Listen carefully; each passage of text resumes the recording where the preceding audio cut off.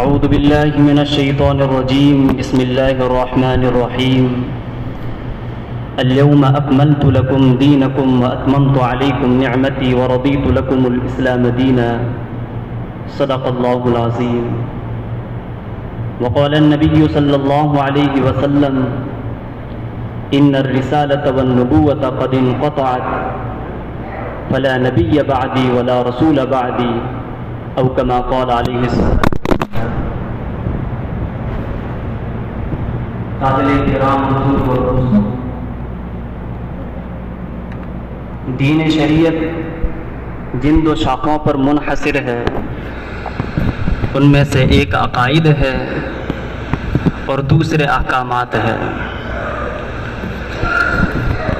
اس بات میں کوئی شک نہیں ہے کہ عقائد دین اسلام میں روح اور جان کی حیثیت رکھتے ہیں. یعنی اگر کسی شخص کے عقائد درست ہیں تو پھر جتنی بھی عبادتیں کی جاتی ہے، چاہے عبادت مالیہ ہو چاہے عبادت بدنیہ ہو، وہ قبول ہوتی ہے. اور اگر عقائد درست نہیں تو پھر جو کی جانے والی عبادات چاہے کتنی ہی خلوص للہیت کے ساتھ میں کی جائے، چاہے کتنی ہی شریعت اور سنت کے مطابق کی جائے، کتنی ہی زہد و تقوی کے ساتھ میں کی جائے، عقیدے کے فتور کی وجہ سے، عقیدے کی بگاڑ کی وجہ سے اس کی عبادات قبول نہیں کی جاتی ہے. یہی وجہ ہے کہ قرآن مجید فرقان حمید کے اندر عقائد کی درستگی کے لیے بار بار زور دیا گیا ہے، بار بار اہل ایمان کو متوجہ کیا گیا ہے کہ اپنے عقائد کو درست کرو. چنانچہ سورہ کاف آیت نمبر 130 کے اندر باری تعالیٰ ارشاد فرماتے ہیں: قُلْ هَلْ نُنَبِّئُكُمْ بِالْأَخْسَرِينَ أَعْمَالًا الَّذِينَ ضَلَّ سَعْيُهُمْ فِي الْحَيَاةِ الدُّنْيَا وَهُمْ يَحْسَبُونَ أَنَّهُمْ يُحْسِنُونَ صُنْعًا. کہ ہم آپ کو بتلائیں کہ اعمال کے اعتبار سے سب سے زیادہ خسارے میں کون لوگ ہیں. وہ لوگ ہیں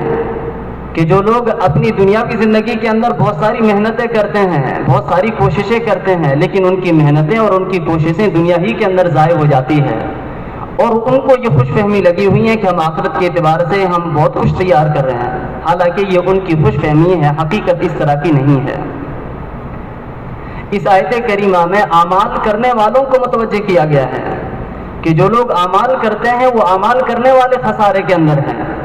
کیونکہ ان کے اعمال مفید اور کارآمد ثابت نہیں ہو رہے ہیں. اور ان کے اعمال مفید اور کارآمد کیوں نہیں ثابت ہو رہے ہیں؟ اس کی وجہ یہ ہے کہ ان کے عقائد درست نہیں ہے، کہ انہوں نے اللہ پاک کی نشانیوں کو ٹھکرایا، انہوں نے بہت سارے عقائد کا انکار کیا. اور جب عقائد کا انکار کر کے اگر کوئی انسان نیکی کا کام کرے تو بھی وہ قابل قبول نہیں ہوتے ہیں. ہمیں اور آپ کو ان آیات سے یہ سبق حاصل کرنا چاہیے کہ ہم جتنی عبادات کے اندر زور دیتے ہیں کہ ہماری نماز درست ہو، ہمارے روزے زکوٰۃ درست ہو، دیگر جتنی عباداتیں ہوں درست ہو، اس سے کہیں گنا زیادہ ضرورت اس بات کی ہے کہ ہم پہلے عقائد کی درستگی کی طرف توجہ دیں. دنیا کے اندر یہ دیکھا جاتا ہے کہ بہت ساری ایسی جماعتیں ہیں، بہت سارے ایسے فرقے ہیں جو ہم سے زیادہ دین کا کام کرتے ہیں. نمازیں وہ لوگ پڑھتے ہیں، زکاتیں وہ ادا کرتے ہیں، حج وہ کرتے ہیں، باقی جتنی بھی دینی امور ہیں وہ ساروں کے ساروں کو انجام دیتے ہیں، لیکن ان کے ایمان کے اندر کوئی اضافہ نہیں ہوتا. ان کی محنتیں دنیا ہی کے اندر ضائع ہو رہی ہے، ان کی وجہ سے آخرت کے اندر ان کے کوئی رفع درجات نہیں ہوتا ہے. وجہ یہی ہے کہ ان جماعتوں کے، ان تنظیموں کے عقائد درست نہیں ہے. تو ہمیں اور آپ کو سب سے پہلے اپنے عقائد کی درستگی کے اوپر توجہ دینی چاہیے. علماء نے لکھا ہے کہ اگر کوئی شخص جس کے عقائد درست ہیں، عقائد مضبوط ہیں، اور وہ پھر دینی کام جو کر رہے ہیں ان کاموں کے اندر غفلت برتتا ہے کہ کبھی نماز چھوٹ جاتی ہے، کبھی روزے چھوٹ جاتے ہیں، یا دیگر جو بھی دینی کام ہے اس کاموں کے اندر آگے پیچھے ہو جاتا ہے، تو اس کے عقائد درستگی کی وجہ سے جو دنیا کے اندر انہوں نے غفلتیں کی ہیں، جو گناہ کیے ہیں، ان کا خمیازہ بھگت کر ایک نہ ایک دن اللہ پاک اپنی رحمت سے اس کو جنت کے اندر داخل فرما دیں گے، کیونکہ اس کے عقائد درست ہیں. اور دوسرے وہ لوگ ہیں، وہ شخص ہیں جن کے عقائد درست نہیں ہے اور وہ رات دن دنیاوی کام اور دینی کام کر رہے ہیں، تو وہ ہزار محنتیں کر لیں، ہزار کوششیں کر لیں، ان کے عقائد درست نہ ہونے کی وجہ سے کبھی اس کو جنت نصیب نہیں ہو سکتی ہے. وہ ہمیشہ ہمیشہ کے لیے جہنم ہی کے اندر رہیں گے. اس سے ہمیں اور عقیدے کی اہمیت اور عقیدے کی وضاحت معلوم ہوتی ہے۔ عقیدہ کسے کہتے ہیں؟ عقیدہ کہتے ہیں کہ دین اسلام کی وہ اصولی اور موٹی موٹی باتیں ہیں کہ جس کا جاننا اور جس کے اوپر دل سے ایمان اور یقین رکھنا ہر اہل ایمان کے لیے ضروری اور فرض ہیں، ان کو عقیدہ کہا جاتا ہے۔ دین اسلام میں بنیادی عقیدے تین ہے، ایک عقیدہ توحید ہے، ایک عقیدہ رسالت ہے اور ایک عقیدہ آخرت ہے۔ اہل ایمان کو چاہیے کہ ان تینوں عقیدوں کے اوپر کلی طور پر ایمان لائیں۔ ایسا نہیں ہے کہ بعض کے اوپر ایمان لے آئیں اور بعضوں کو ٹھکرا دیں، تو اس وجہ سے بھی اس کا ایمان کامل اور مکمل نہیں ہو سکتا ہے۔ آج کی اس مختصر گفتگو کے اندر مجھے جس عقیدے پر روشنی ڈالنی ہے وہ عقیدہ رسالت ہے، اور عقیدہ رسالت میں جو سب سے اہم اور بنیادی عقیدہ ہے وہ عقیدہ ختم نبوت ہے۔ عقیدہ ختم نبوت کا مطلب اور مفہوم یہ ہے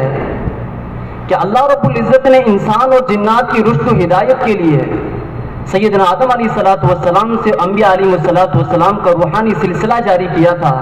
سب سے پہلے حضرت آدم علیہ السلام تشریف لائے اور اس کے بعد میں بے شمار انبیاء علیہ السلام کی جماعت تشریف لائی۔ ایک نبی تشریف لاتے، دنیا کے اندر جب امت کے اعمال اور عقائد بگڑ جاتے ان کو درستگی کی راہ پر لاتے، اور جب وہ نبی تشریف لے جاتے تو کوئی دوسرا نبی تشریف لاتا اور امت کے اندر دینی فضا قائم کرتے۔ یہ سلسلہ جاری رہا اور چلتا رہا، آخر کار میں ہمارے اور آپ کے محبوب حضرت محمد مصطفیٰ عربی صلی اللہ علیہ وسلم تشریف لائے، اور آپ صلی اللہ علیہ وسلم سے تشریف لا کر یہ جو انبیاء علیہ السلام کا روحانی سلسلہ جاری تھا اس کو موقوف اور منقطع کر دیا ہے کہ حضور پاک صلی اللہ علیہ وسلم کے بعد میں اب کوئی نبی نہیں آ سکتا ہے، اور حضور پاک صلی اللہ علیہ وسلم کے بعد میں اب کوئی نئی شریعت نہیں آ سکتی ہے۔ اب صبح قیامت تک آنے والی نسل انسانی کے لیے حضور علیہ السلام ہی نبی ہے، اور صبح قیامت تک آنے والی نسل انسانی کے لیے حضور پاک صلی اللہ علیہ وسلم ہی کی شریعت پر عمل کیا جائے گا۔ عقیدہ ختم نبوت دین میں اتنی ہی اہمیت کا حامل ہے جتنا کہ عقیدہ توحید ہے۔ علماء نے لکھا ہے کہ جس طرح اگر کوئی شخص اللہ رب العزت کو خالق مانے، رازق مانے، خالق کن میکون مانے اور مختار کل مانے، یعنی الغرض صفات قدیمہ جو اللہ تبارک و تعالیٰ کی ہیں سب کو مان لیں، لیکن اگر وہ شخص یہ کہے کہ میں اللہ تبارک و تعالیٰ کی صفت توحید کو نہیں مانتا، صفت وحدانیت کو نہیں مانتا، تو وہ شخص مسلمان نہیں ہو سکتا ہے۔ گرچہ وہ پوری صفات کا اقرار کرتا ہے، صرف ایک صفت کا انکار کرتا اور ایک انکار کی وجہ سے وہ کامل اور ایمان والا ہو ہی نہیں سکتا ہے۔ اسی طرح اگر کوئی شخص حضور علیہ السلام کو سید الانبیاء مانے کہ آپ صلی اللہ علیہ وسلم تمام انبیاء کے سردار ہیں، آپ صلی اللہ علیہ وسلم کو سب سے افضل اور اعلیٰ مال مخلوق کے اندر،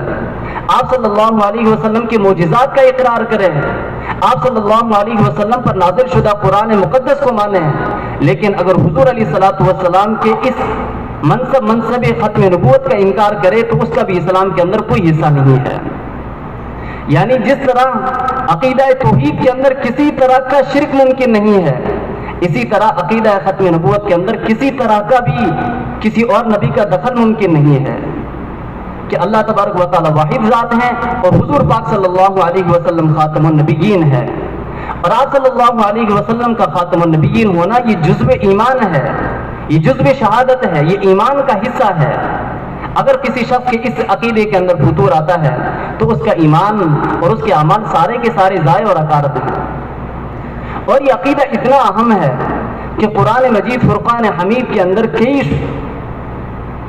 آیات ایسی موجود ہیں جس کے اندر اس عقیدے کے تعلق سے وضاحت کی گئی ہے۔ حضرت مفتی شفیع صاحب رحمۃ اللہ علیہ نے عقیدہ ختم نبوت کامل نام سے ایک کتاب لکھی جس کے اندر 100 سے زائد آیات کے ذریعے اس عقیدے کی توضیح اور تشریح کی ہے کہ اللہ تبارک و تعالیٰ نے ارشاد فرمایا والذی ارسل رسولہ بالہدی ودین الحق لیظہرہ علی الدین کلہ ولو کرہ المشرکون، کہ وہ ذات جس نے رسول کو ہدایت اور دین حق دے کر کے بھیجا ہے، اور پھر فرمایا لیظہرہ علی الدین کلہ، تاکہ آپ صلی اللہ علیہ وسلم دین حق اور ہدایت کے ذریعے تمام ادیان کے اوپر اس دین حق کو ظاہر اور غالب کر دے، کہ جتنے بھی پہلے کی دین تھے، چاہے دین سماوی ہو چاہے دین دنیا، وہ ساری کے ساری حضور علیہ الصلوۃ والسلام کے تشریف لانے کے بعد مغلوب ہیں، اور آپ صلی اللہ علیہ وسلم کی لائی ہوئی شریعت یہ غالب ہے، اور آپ صلی اللہ علیہ وسلم کی شریعت غالب اسی صورت کے اندر رہ سکتی ہے جبکہ آپ صلی اللہ علیہ وسلم کی نبوت اور آپ صلی اللہ علیہ وسلم کی وحی کو مستقل طور پر ایمان کا حصہ ٹھہرایا جائے، اور آپ صلی اللہ علیہ وسلم کی لائی ہوئی شریعت کے اوپر عبادت، لائی ہوئی شریعت کے اوپر معمولات اور عمل کے اندر اتارنے کو فرض سمجھا جائے، جب ہی دین اسلام سارے کے سارے ادیان پر غالب اور ظاہر ہو سکتا ہے۔ ایک دوسری آیت کے اندر ارشاد فرمایا گیا، اليوم اکملت لکم دینکم واتممت علیکم نعمتی ورضیت لکم الاسلام دینا، کہ ہم نے تمہارے لیے دین اسلام کو مکمل کر دیا ہے اور تمہارے اوپر نعمت کو مختام کر دیا ہے، اور اس دین اسلام کو ہم نے تمہارے لیے پسند کر دیا ہے۔ اس آیت کریمہ کے اندر 3 جملے ہیں۔ پہلا جملہ یہ ہے کہ ہم نے تمہارے لیے دین اسلام کو مکمل کر دیا ہے، اب کسی نئے نبی کی ضرورت نہیں ہے کہ وہ نئے نبی دنیا کے اندر تشریف لائیں اور دین کے اندر اضافہ کریں یا دین کے اندر کمی کریں۔ حضور پاک صلی اللہ علیہ وسلم نے جو دین امت محمدیہ صلی اللہ علیہ وسلم کو دے دیا، اب قیامت تک کے لیے وہی دین کامل اور مکمل ہے، اب کسی نئے دین کی چندہ ضرورت نہیں ہے۔ دوسرے جملے کے اندر ارشاد فرمایا وَأَتْمَمْتُ عَلَيْكُمْ نِعْمَتِي، اور میں نے تمہارے اوپر نعمت کو مکمل کر دیا۔ علماء نے لکھا ہے کہ نعمت سے نعمت نبوت مراد ہے، کہ سیدنا آدم علیہ السلام سے لے کر جو نبوت کا روحانی سلسلہ جاری تھا، ہر دور کے اندر، ہر زمانے کے اندر، ہر قبیلے اور برادری کے اندر جو انبیاء علیہ السلام تشریف لایا کرتے تھے، حضور پاک صلی اللہ علیہ وسلم پر اس نعمت نبوت کو تام اور مکمل کر دیا گیا۔ اب آپ صلی اللہ علیہ وسلم کے بعد میں کوئی نیا نبی نہیں آ سکتا ہے، حضور علیہ السلام اب ہمیشہ ہمیشہ کے لیے نبی ہیں۔ اور پھر اس آیت کے اوپر اللہ رب العزت نے اپنی مہر لگا دی اور تصدیق کر دی اس بات کو کہ دین بھی مکمل ہو چکا ہے، نور نبوت کی جو نعمت دی گئی وہ بھی مکمل ہو چکی ہے،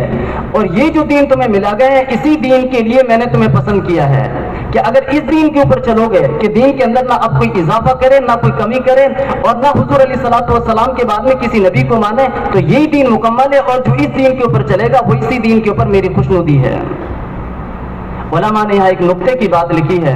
فرمایا گیا کہ اس آیت کے اندر ایک لفظ اکمال لائے ہیں اور ایک لفظ اتمام لائے ہیں۔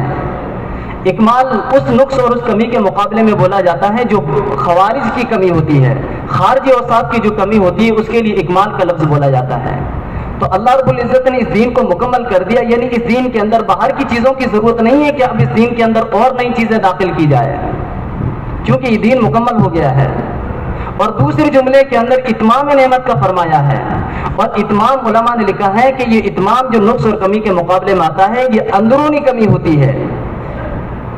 اجزاء کی کمی، جز کی کمی کے مقابلے میں اتمام آتا ہے، یعنی اب اس دین کے اندر کسی نبوت کی ضرورت نہیں ہے کہ جو نبی تشریف لائے اور اس دین کو تام کرے، اب یہ دین بھی مکمل ہے اور یہ نور نبوت بھی مکمل ہے، اور اسی دین کو اللہ تبارک و تعالیٰ نے تمہارے لیے پسند فرمایا گیا ہے۔ اور قرآن شریف کے اندر بے شمار آیات موجود ہے جس سے عقیدہ ختم نبوت کی وضاحت ہوتی ہے۔ ایک جگہ ارشاد فرمایا گیا وَمَا أَرْسَلْنَاكَ إِلَّا رَحْمَةً لِّلْعَالَمِينَ، ایک دوسری جگہ ارشاد فرمایا گیا قُلْ إِنِّي رَسُولُ اللَّهِ إِلَيْكُمْ جَمِيعًا، کہ کہہ دیجئے کہ ہم نے تمہیں تمام جہانوں کے لیے، تمام لوگوں کے لیے، إِنِّي رَسُولُ اللَّهِ إِلَيْكُمْ جَمِيعًا، تمام لوگوں کے لیے ہم نے تم کو رسول بنا کر کے بھیجا ہے، اب کسی نئے نبی کی ضرورت نہیں ہے۔ ایک دوسری آیت کے اندر ارشاد فرمایا گیا وَمَا أَرْسَلْنَاكَ إِلَّا كَافَةً لِّلنَّاسِ بَشِيرًا وَنَذِيرًا، کہ اس روئے زمین میں بسنے والے جتنے بھی انسان ہیں ان تمام انسانوں کے لیے ہم نے آپ کو بشیر اور نذیر بنا کر بھیجا ہے۔ اب نہ کسی ڈرانے والے کی ضرورت ہے نہیں، اور نہ کسی خوشخبری دینے والے کی ضرورت ہے۔ جن جن چیزوں سے ڈرانا تھا حضور علیہ السلام نے احادیث کی روشنی میں، قرآن آیات کی روشنی کے اندر امت کو ڈرا دیا ہے۔ جن جن چیزوں کی بشارت دینی تھی حضور پاک صلی اللہ علیہ وسلم نے وہ ساری کی ساری چیزوں کی بشارت دے دی ہے، اب کسی چیز کی چندہ ضرورت نہیں ہے۔ اسی طرح عقیدہ ختم نبوت علماء نے لکھا ہے کہ 200 سے زائد احادیث مبارکہ ہوئے ہیں جو اس عقیدے کی توضیح اور تشریح کرتی ہے۔ حضور پاک صلی اللہ علیہ وسلم نے فرمایا انا رسول من ادرک حیا ومن یولد بعدی، کہ میں رسول ہوں ان لوگوں کا کہ جنہوں نے بحالتی زندگی مجھے پا لیا ہے، اور میں ان لوگوں کا بھی رسول ہوں جو میرے بعد میں آنے والی ہیں، یعنی صبح قیامت تک نسل انسانی جو بڑھتی رہے گی اور جو دنیا کے اندر انسان تشریف لاتے رہیں گے ان سب کے لیے ہی میں رسول ہوں۔ ایسا نہیں ہے کہ صرف اہل عرب کے لیے ہوں، یا ایسا نہیں ہے کہ صرف عجم کے لیے ہوں، نہ صرف ترک کے لیے ہوں، بلکہ اس روئے زمین کے اندر جو انسان بسیں گے، چاہے جون سے برادری کے ہوں، چاہے جون سے علاقے اور خطے کے ہوں، ان سب کے لیے میں ہی رسول بنا کر کے بھیجا گیا ہوں۔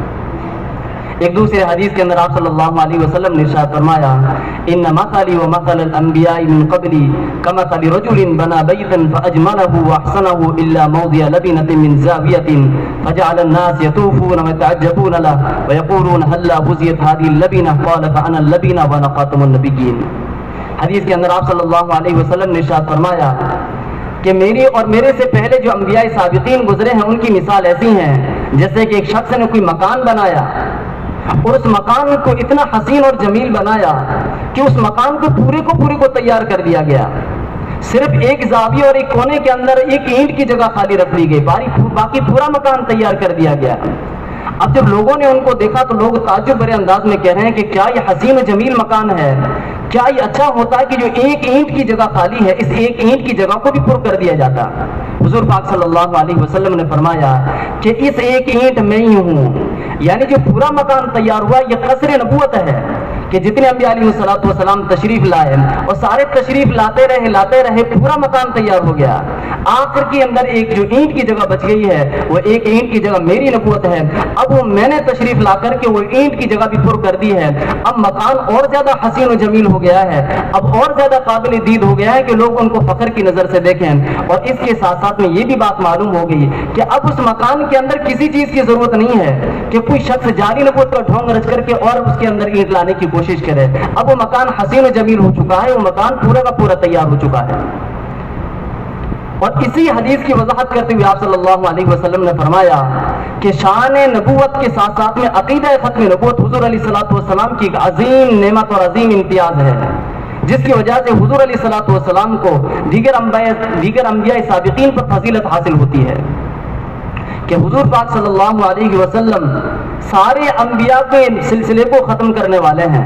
اور پھر فرمایا حضور علیہ الصلوۃ والسلام نے، صحیح مسلم کی روایت ہے، فرمایا فضلت علی الانبیاء بست، 6 چیزوں کے ذریعے مجھے انبیاء سابقین پر فضیلت دی گئی ہے۔ یہ جو 6 چیزیں مجھے دی گئی ہے یہ میرے سے پہلے نبیوں کو نہیں دی گئی ہے، یہ میرے لیے فخر کی بات ہے کہ 6 چیزیں مجھے دی گئی ہے۔ فرمایا گیا اوتیت جوامع الکلم ونصرت بالرعب وحلت لی الغنائم وجعلت لی الارض مسجدا وطہورا وارسلت الی الخلق کافہ وختم بی النبیون۔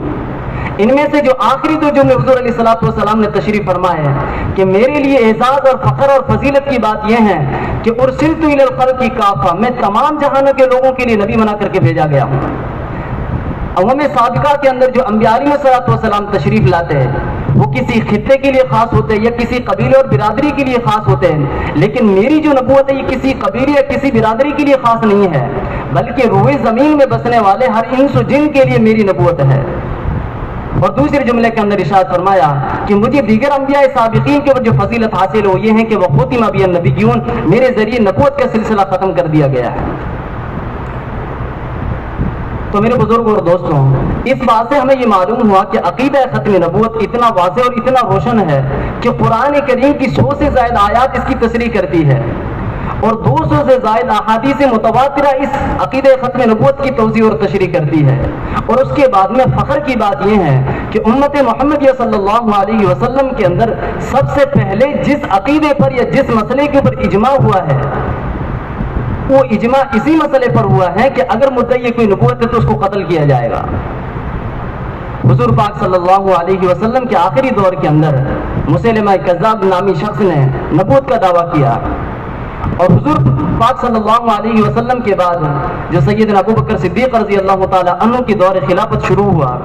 سیدنا ابو بکر صدیق رضی اللہ تعالی عنہ نے دور خلافت کے بعد جو سب سے پہلا کام کیا ہے اور سب سے پہلا اگر کسی کے سامنے اقدام کیا ہے مقابلے اور مقاتلے کے لیے صحابہ کو روانہ فرمایا ہے تو پھر وہ مسیلمہ کذاب کے لیے روانہ فرمایا ہے۔ حضرت خالد بن ولید رضی اللہ تعالی عنہ کی سربراہی کے اندر صحابہ کا ایک مقدس لشکر سرزمین یمامہ کی طرف روانہ فرمایا. اور اہل علم کو ان باتوں کے اندر غور کرنا چاہیے کہ صحابہ کی مقدس جماعت کہ جن کے علم کا مقابلہ نہیں کیا جا سکتا, جن کے ایمان کا مقابلہ نہیں کیا جا سکتا, حضور علیہ الصلوۃ والسلام کے تئیں عشق کا مقابلہ نہیں کیا جا سکتا, وہ جو صحابہ حضرت خالد بن ولید رضی اللہ تعالیٰ عنہ کی سربراہی کے اندر روانہ ہوئے تھے, ان صحابہ میں سے کسی صحابہ نے روانہ ہوتے وقت میں تردد اور شک نہیں کیا کہ ہمیں کس کے مقابلے کے لیے بھیجا جا رہا ہے. نہ ہی کسی صحابہ نے کوئی سوال اٹھایا ہے کہ یہ تو معلوم کر لیا جائے کہ مسیلمہ کذاب کون سی نبوت کا دعوے دار ہے, تشریعی یا ذلی بروزی, کسی طرح کا کوئی سوال نہیں ہے. اور نہ ہی کسی صحابہ نے مسیلمہ کذاب سے اس کی نبوت پر دلائل اور براہین کا مطالبہ کیا کہ مسیلمہ کذاب نبوت کا دعویٰ کرتا ہے تو ان کو دلائل کا تو موقع دیا جائے, وہ دلائل پیش کرے, ان کے پاس دلائل کیا ہے. کسی صحابہ نے دلائل کا مطالبہ نہیں کیا, اور نہ ہی کسی صحابہ نے مسیلمہ کذاب سے معجزات کا مطالبہ کیا ہے کہ ایک نبی ہوتا ہے اس کو معجزے دیے جاتے ہیں, مسیلمہ کذاب کے پاس کون سے معجزہ ہے, کوئی مطالبہ نہیں کیا. سارے کے سارے صحابہ اتحاد اور اتفاق کے ساتھ میں مسیلمہ کذاب کے لیے سرزمین یمامہ پہنچے ہیں. اور چونکہ مسیلمہ کذاب اس کا یہ فتنہ بہت سنگینی کی صورت اختیار کر گیا تھا, 40,000 کا جم گھٹا تیار ہو گیا تھا. صحابہ کرام رضوان اللہ تعالی مجمعین ان کا مقابلہ کیا اور انہیں 28,000 مسیلمہ کذاب کے ماننے والوں کو مارا گیا. اور حضرت وحشی بن حرب رضی اللہ تعالی عنہ نے مسیلمہ کذاب کو بھی ہمیشہ کے لیے جہنم رسید کیا. اور حضرت وحشی رضی اللہ تعالی عنہ فخر سے فرمایا کرتے تھے کہ میں وہ شخص ہوں جس نے زمانہ کفر کے اندر سید الشہداء حضرت سیدنا حمزہ رضی اللہ تعالی عنہ کا قتل کیا, اور میں ہی وہ شخص ہوں جس نے زمانہ اسلام کے اندر ایک بدترین شخص مسیلمہ کذاب کا قتل کیا ہے. اور صحابہ کی اس مقدس جماعت کے اندر 1200 صحابہ شہید ہوئے, جن میں سے 700 صحابہ قراء اعظام تھے. اور یہاں پر ایک اور غور طلب بات یہ ہے کہ ہم اور آپ جانتے ہیں کہ سیدنا ابو بکر صدیق رضی اللہ تعالیٰ عنہ کا جو دور خلافت تھا وہ کتنا نازک دور تھا کہ ہر طرف سے فتنے اٹھے ہوئے تھے. مرتدین کا فتنہ الگ تھا, مانعین زکوٰۃ کا فتنہ الگ تھا, منافقین مشرکین یہود و نصارہ اپنی جگہ پر الگ فتنے لیے ہوئے تھے. سیدنا ابو بکر صدیق رضی اللہ تعالی عنہ نے ان سارے فتنوں میں سے جو سب سے پہلے جس فتنے کی طرف اقدام کیا ہے وہ مسیلمہ کذاب ہی کی طرف کیوں کیا ہے؟ علماء نے لکھا ہے مانعین زکوٰۃ سے بڑھ کر, مشرکین اور یہود اور نصارہ سے بڑھ کر کے مسیلمہ کذاب اور اس کے ماننے والوں کا کفر بڑا ہوا تھا. اگر کوئی شخص مدعی نبوت ہے یا منکرین ختم نبوت ہے, اس کا کفر منافقین یہود نصارہ سے بھی بڑا ہوا ہے کہ منافقین یہود نصارہ مشرکین وغیرہ سے تو صلح کی جا سکتی ہے, ان کے درمیان میں تو معاہدہ کیا جا سکتا ہے, لیکن مدعی نبوت یا منکرین ختم نبوت سے نہ کوئی صلح کی جا سکتی ہے اور نہ ان کے درمیان میں کوئی عہد و پیمان کیا جا سکتا ہے. ان کا تو صرف گردن ہی ماری جاتی ہے, اس کے علاوہ کوئی اور مسئلہ ہی نہیں ہے. تو میرے بزرگوں اور دوستوں, اس مختصر گفتگو سے ہمیں یہ معلوم ہوا کہ عقیدہ ختم نبوت کتنا اہم عقیدہ ہے. ہمیں اور آپ کو اس بات کی ضرورت ہے کہ ہم اس عقیدے کو مضبوط کریں, اپنے اندر بھی اس عقیدے کے اندر پختگی لائیں, اور ہم اس عقیدے کی نشر و اشاعت کر کے اور ہمارے اہل ایمان بھائی ہیں ان کے اندر بھی اس عقیدے کی پختگی اور مضبوط لانے کی کوشش کریں. اس عقیدے ختم نبوت کے لیے دور صحابہ سے لے کر صحابہ نے, تابعین نے, طب تابعین نے, اس دنیا میں بسنے والے آپ صلی اللہ علیہ وسلم کے ہر شہدائی نے اس عقیدہ ختم نبوت کی حفاظت اور صیانت کے لیے جان اور مال اور قربانیوں کے نذرانے پیش کیے ہیں. ہمیں بھی چاہیے کہ ہم بھی اس عقیدے کی حفاظت اور صیانت کے لیے اپنی جان مال کی قربانیاں پیش کریں. حضرت مولانا ذکیری رحمۃ اللہ علیہ نے حضرت مولانا محمد علی جالندھری رحمۃ اللہ علیہ سے فرمایا تھا کہ محمد علی جالندھری, یہ بہت بڑی ذمہ داری کی بات ہے, عقیدہ ختم نبوت کی بہت بڑی ذمہ داری اور احساس کا بات ہے کہ اگر حضور علیہ الصلوۃ والسلام کا ایک امتی بھی اس عقیدے سے ہاتھ دھو بیٹھا اور ہمیشہ کے لیے جہنم کا شکار ہو گیا, خدا نہ خواستہ حضور پاک صلی اللہ علیہ وسلم نے میدان محشر کے اندر ہم سے سوال کر لیا کہ میرے امت کے بہت سارے اہل ایمان اس عقیدے سے ہاتھ دھونے کی وجہ سے جہنم کے اندر داخل کیے جا رہے ہیں, تم اس دور کے اندر موجود تھے, تمہارے پاس اسباب موجود تھا, تمہارے پاس میں علم موجود تھا, تمہارے پاس قلمیں موجود تھی, تم کیوں نہ اس عقیدے کے لیے، اس عقیدے کی حفاظت اور صیانت کے لیے اقدام کرتے. اس لیے میرے بزرگ اور دوستوں، ہمیں اس بات کی ضرورت ہے کہ ہم عقیدے کو اپنے سینوں میں بھی مضبوط کریں اور اس عقیدے کی نشر و اشاعت کے لیے ہم ہماتن اور ہر اعتبار سے تیار رہیں. اللہ رب العزت ہمیں سب سے پہلے اس عقیدے کو اپنے سینوں میں مضبوط کرنے کی توفیق مرحمت فرمائیں اور اس عقیدے کی نشر و اشاعت کے لیے ہمیشہ کے لیے قبول فرمائیں. وآخر دعوانا ان الحمد للہ رب العالمین.